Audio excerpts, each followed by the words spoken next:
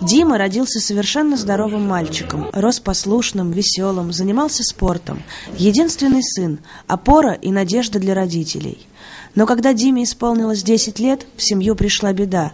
Мальчик очень сильно заболел. Диагноз прозвучал как гром среди ясного неба. Сахарный диабет первого типа. 10 лет, когда был ребенок, в 5 классе был, он у нас заболел. Естественно, жизнь изменилась. А сейчас вот стараемся, чтобы ему легче стало. Одна наша гордость, хотим, чтобы он тоже образование какое-то имел в будущем. Сейчас все у меня по времени, я свободно, не могу сейчас никуда так выйти. Не забываю своей болезни, так как я болею. На всю жизнь осталась. Она меня будет сопровождать везде, постоянно на уколах, по времени живу. Футбол, допустим, ребята идут играть, я с ними пойду, но мне в определенное время надо сделать инъекцию, возвращаюсь домой. Или же с собой беру. Дима живет по строжайшему расписанию, любое нарушение которого может стоить ему жизни.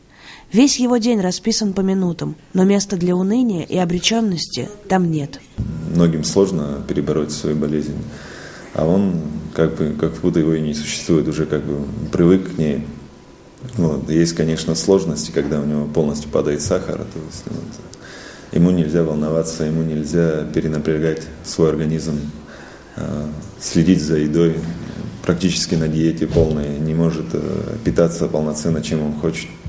Но, тем не менее, всегда бодрый, здравый, вечно улыбка на лице, умница просто, держится молодцом. Течение его заболевания очень лабильное, то есть у него постоянная гипергликемия, высокий сахар сменяется низкими сахарами, то есть гипосостояниями, которые очень тяжело переносятся ребенком, особенно в подростковый период. Он очень много внимания уделяет своему заболеванию, его родители очень активно занимаются. У него, к сожалению, на данный момент течение диабета осложняется сопутствующим заболеванием, это пролапс митрального клапана.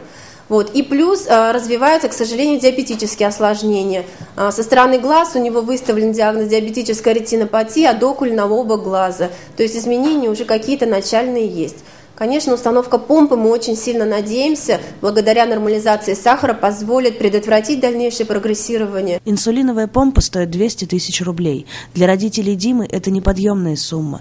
Но все вместе, по малым крохам, мы с вами можем помочь Диме Инабжба остановить развитие заболевания, избавить его от страшных осложнений и пусть не полностью, но облегчить его ежедневную борьбу за жизнь. Легче будет. Потому что помпа, она все саморегулирует, и, конечно же, я буду сам тоже помогать. И если я вникну в нее, я думаю, надеюсь, что у меня все получится нормально будет. В 17 лет человек стоит перед открытой дверью во взрослую жизнь. Какой она будет для Димы Инабжба, зависит от нас с вами. Дина Дементьева, Аслан Квиквискири, культурно-благотворительный фонд Ашана, специально для абхазского телевидения.